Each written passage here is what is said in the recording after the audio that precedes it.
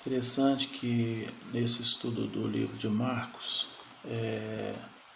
eu começo ele fazendo uma observação, né? Para quem questiona sobre os livros que ficaram, como o livro de Enoque, né? Questionam por que eles não entraram na Bíblia, ficaram de fora. Então nós percebemos que alguns livros eles testificam outros livros. Então são histórias narradas em um livro e também de outra forma por outros apóstolos, mas outros discípulos, mas também narrado em outro, testificando. E isso é uma das causas, uma das razões de dar uma maior veracidade a esses livros que tem na Bíblia. E o livro de Marcos, ele é um desses, porque ele conta muitas coisas que nós já estudamos no livro de Mateus.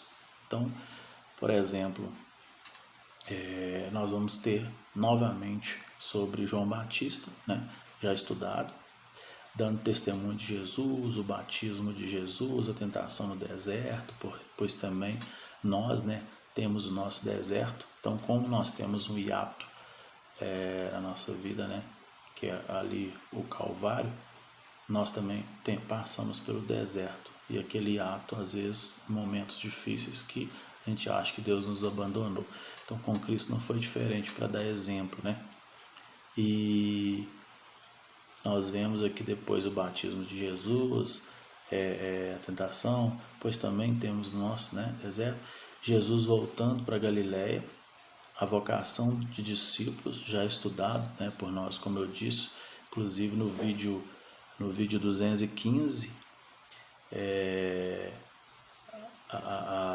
anteriores, nós estudamos isso no livro de Mateus, capítulos 3 ao 5, representado aqui nos vídeos anteriores desse canal, vídeo 215. E essa história está amarrada em Marcos, essas histórias, Marcos capítulo 1, do versículo 1 ao 20.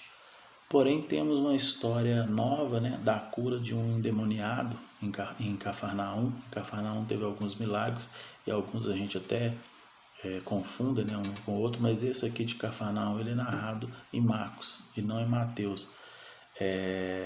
Marcos 1, do versículo 21 a 28, esse aqui é um versículo, uma coisa contada nova, que só vai ter no livro de Lucas depois. Ele diz que depois entraram em Cafarnaum e logo no sábado foi ele ensinar nas sinagogas.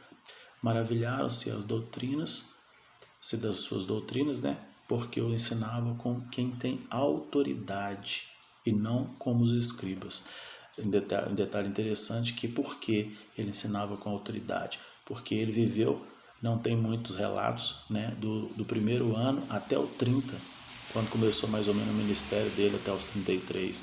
Então ele aprendeu com a vida, as lições da vida, por isso chamado de mestre. Então ele observava muito, aprendia, para depois ele ter propriedade, Ele viveu na carne, na situação humana, na experiência humana, observando tudo e tirando suas conclusões para depois ele iniciar o ministério. E não tardou que parecesse na sinagoga um homem possesso de espírito imundo, o qual bradou: que temos nós contigo? Então é interessante aqui comentar que essa autoridade era não por pessoas que achavam sabedores da lei e ter a vaidade de falar e sentar nas sinagogas. Ele não, ele tinha propriedade e uma sabedoria em falar. Porém, esse homem, possesso de espírito imundo, bradou: que temos nós contigo, Jesus Nazareno? Vieste para perder-nos? Bem sei que és o Santo de Deus. Ele se conheceu, Mas Jesus o repreendeu, dizendo: cala-te e sai desse homem. Então o espírito imundo, agitando violentamente, brandando em alta voz, saiu dele. Todos se admiraram a ponto de perguntar entre si: que vê a ser isto? Uma nova doutrina? Com autoridade ele ordena os espíritos imundos e eles obedecem? Então correu célere a fama de Jesus em toda direção por todas as circunvizinhanças da Galiléia. E continua, né, com uma cura da sogra de Pedro e muitas outras curas no livro de Marcos, do versículo 29 a 34, já estudado por nós também, Mateus 4, do versículo 23, né, ao 25, do capítulo 8 também, do versículo 14 ao 17. Então, tanto Mateus 4 como Mateus 8, dos versículos 23 e 25 do 4, como do 8, do 14 ao 17, nós já estudamos isso em vídeos passados, inclusive o vídeo anterior, o vídeo 216, para ser mais específico, né?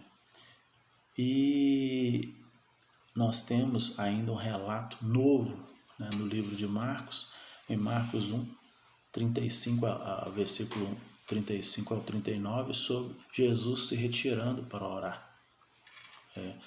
Então aqui do 35 ao 29, fala que, tendo se levantado alta de madrugada, saiu, foi para um lugar deserto e ali orava. Procurava-nos diligentemente Simão e os que com ele estavam. Tendo encontrado, lhes disse: todos te buscam. Jesus, porém, lhe disse: vamos a outros lugares, às povoações vizinhas, a fim de que eu pregue também ali, pois para isso é que eu vim. Então foi por toda a Galiléia, pregando nas sinagogas deles, expelindo os demônios. Então vê que já está no ministério, né, dele.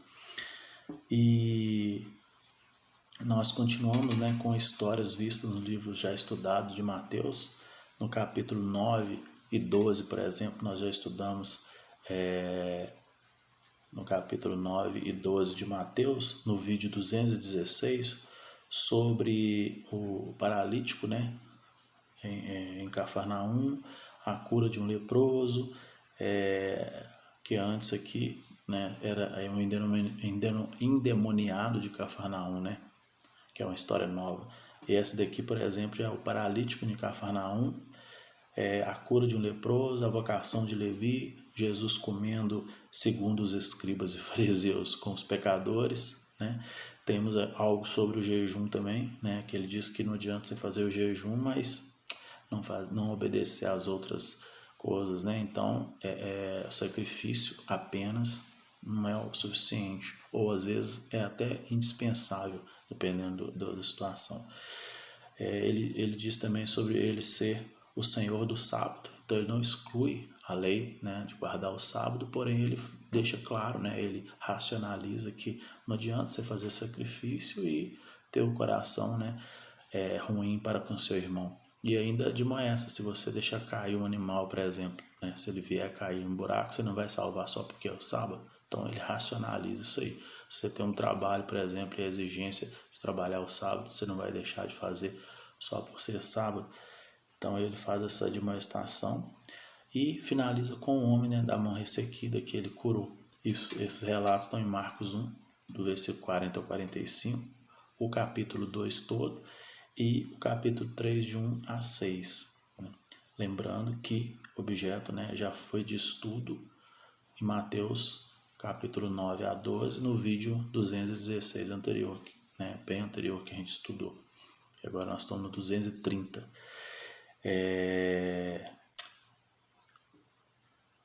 Nós temos uma nova história agora, né, diferente desses que eu citei aqui, que era já o objeto de estudo no livro de Mateus, uma nova história que não está no livro de Mateus, né, que é Jesus se retirando, né, e curando muitos à beira-mar.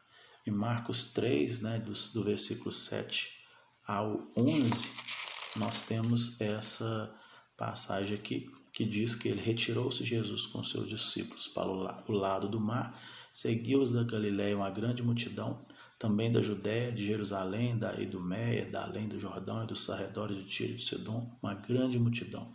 Sabendo quantas coisas Jesus fazia, veio ter com ele, e atraía, né?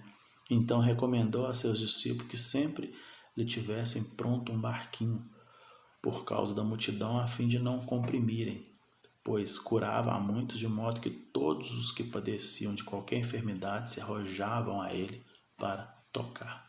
Também os espíritos imundos, quando o viam, prostravam-se diante dele e exclamavam: Tu és o Filho de Deus. Mas Jesus lhe advertia severamente.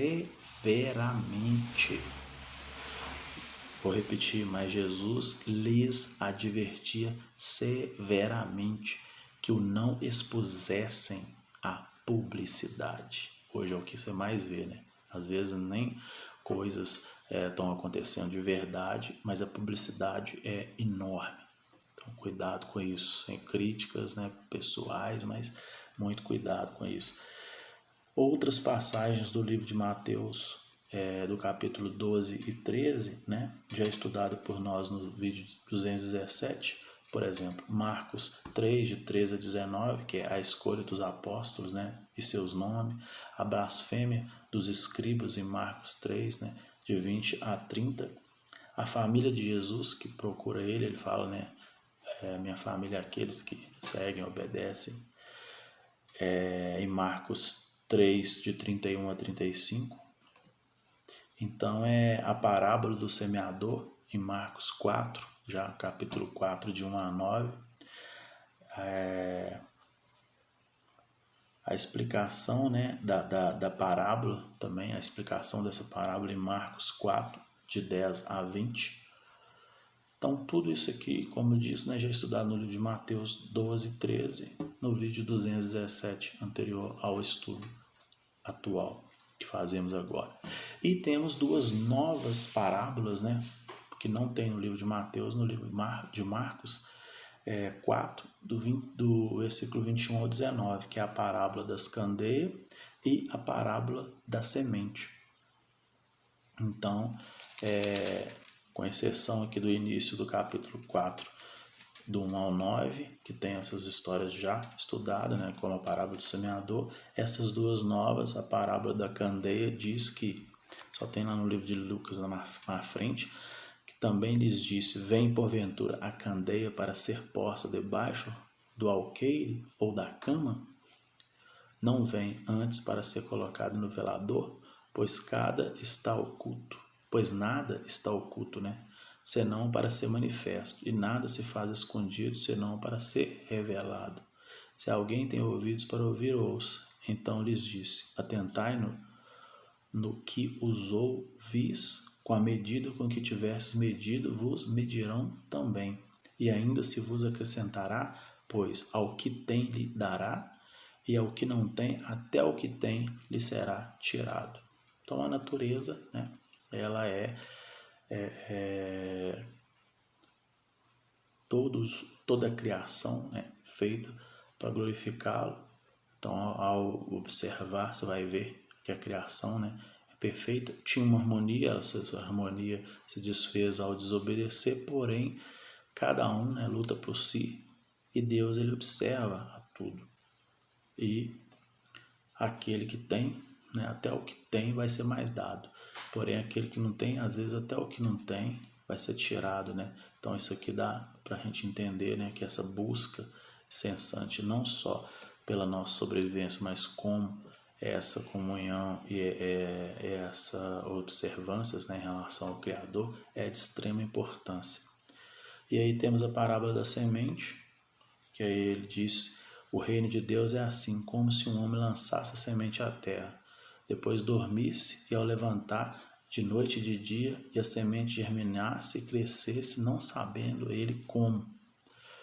A terra por si mesma frutifica, primeiro a erva, depois a espiga e por fim o grão cheio na espiga. E quando o fruto já está maduro, logo se lhe mete a foice, porque é chegada a ceifa. Então, falando, né, dessa coisa que eu defendo, que eu acho muito interessante, do processo. Então, é legal você falar do amor de Cristo, que é isso que impacta, né? Tem uma coisa interessante que eu vi lá nos Estados Unidos, o julgamento de uma pessoa que cometeu vários delitos, antes dela ter a pena de morte, né, executada. Várias pessoas ficam ali e falando, né, você fez isso, xingando, esbravejando e tal, e a pessoa, além de saber que vai morrer, é obrigada a ficar ali ouvindo aquilo. E várias pessoas vieram, xingaram, eu te odeio, falando com uma pessoa que cometeu várias atrocidades, e essa pessoa era um psicopata, né? Psicopata, sociopata, a gente sabe que eles são frios. Então, eu como terapeuta, eu sei que é uma reação química no cérebro e a ciência ainda para psicopatia psicótica, diferente da neurótica, ainda não tem solução. E um só daqueles que estava ali representando uma das vítimas, que era um senhor que tinha também sido objeto, né, daquele malfeitor ali com a sua filha, e ele veio e falou: olha, diferente de todos, eu sofri também como eles, a minha dor foi muito grande de ter perdido minha filha, porém eu te perdoo.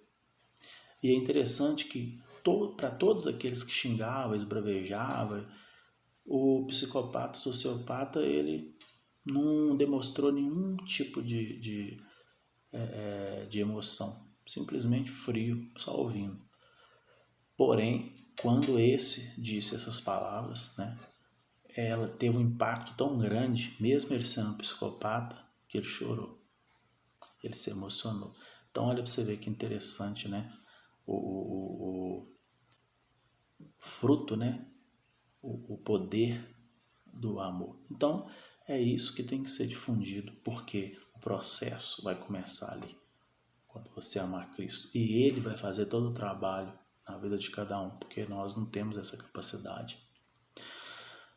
E continuando, dando continuidade aqui, nós temos ainda a passagem no livro de Marcos, né, no final do capítulo 4 até o capítulo 7, no versículo 30 do capítulo 7, né, com a parábola do grão de mostarda. Nós temos ainda por que ele falava por parábola, Jesus acalmando a tempestade. No versículo 5 de Marcos, ainda, por exemplo, temos ainda a cura do endemoniado de Geraseno, os gerasenos rejeitando Jesus, o pedido de Jairo, né, para que curar sua filha. Inclusive ele fala, né, que ele não precisava nem de ir lá, a fé dele, Jesus ficou impressionado com a fé dele, né, acreditando que como ele dava ordem para os seus subordinados, Jesus também poderia dar essa ordem e ser acatada e feito o que ele, né, pedisse que fosse feito. A cura de uma mulher enferma, a ressurreição da filha de Jairo, agora pela sua fé, né? E após o pedido dele como pai, Jesus pregando e sendo rejeitado pelos seus em Nazaré, onde ele nasceu, desenvolveu e o ministério começa aos 30 anos, depois ele volta, né, pregando em Nazaré, e os seus não o aceitaram. As instruções para os 12, a morte de João Batista, a primeira multiplicação de pães e peixe, Jesus andando sobre o mar, isso tudo no versículo 6. E no 7 até o versículo 30, Jesus e a tradição dos anciões, onde ele dizia que o que sai do homem é o que contamina e não o que entra, né? Que eles ficavam preocupados com o que comer, essas coisas. A mulher E interessante que isso aqui, né, só deixando claro, já é objeto de estudo, já foi, né, objeto de estudo, tudo isso em Mateus 14, no vídeo 218, que nós também já estudamos anteriormente. Nós temos aqui um novo fato referente ao livro de Mateus, contado em Marcos 7, do 31 ao 37, que é a cura de um surdo e gago, né? Em Mateus 7,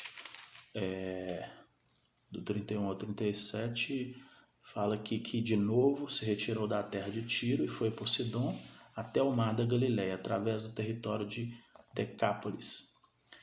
Então lhe trouxeram surdo e gago e lhe suplicaram que impusesse as mãos sobre ele. Jesus, tirando da multidão à parte, pôs-lhe o dedo nos ouvidos e lhe tocou a língua com saliva. Depois ergueu os olhos do céu e suplicou, dizendo: Efatá, quer dizer, abre-te.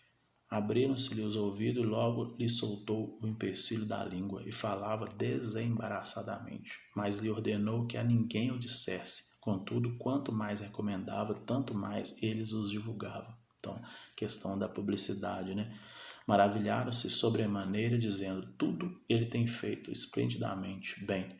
Não somente faz ouvir o surdo, como falar os mudos, sem cobrar nada, no objetivo, né? Por amor ao próximo e sem até gostar, né? Até pedindo para que não fosse feito, né? Nenhum tipo de publicidade, como nós vimos anteriormente também sobre isso. Então esse é um fato novo, né? E em Marcos 8, de 1 a 21, nós temos a segunda multiplicação de pães e peixes, os fariseus pedindo o sinal do céu, quando eles dizem, né, sobre o sinal de Jonas.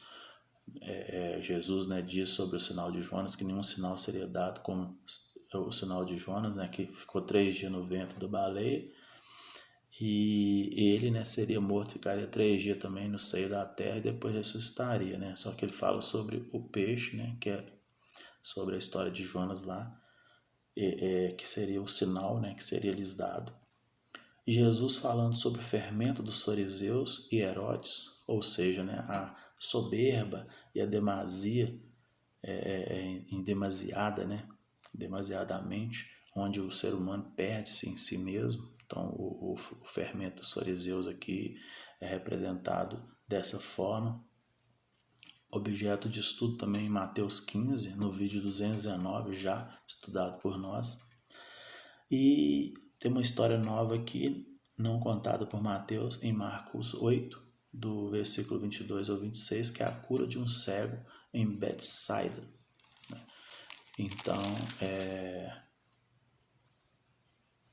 no 8, de 22 a 26, nós temos aqui a cura de um cego em Betsaida.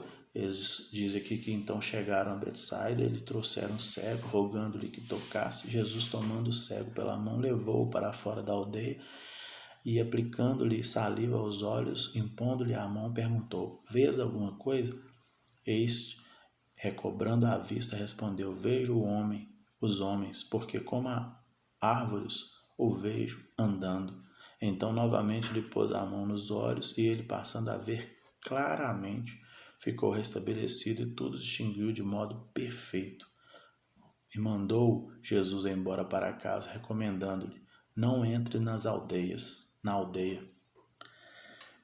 Essa é uma história nova, né? E eu finalizo aqui esse estudo aqui iniciado de Marcos, né, no capítulo 8, do versículo 27 ao 28, com a confissão de Pedro, quando Jesus o exalta, né, por ele perguntar, né, quem que eles dizem que eu sei, e Pedro é o único que fala, né, tu és o filho do Altíssimo e tal. E ele exalta ele por isso, porque isso ele diz que foi revelado por ele, né, para ele, né.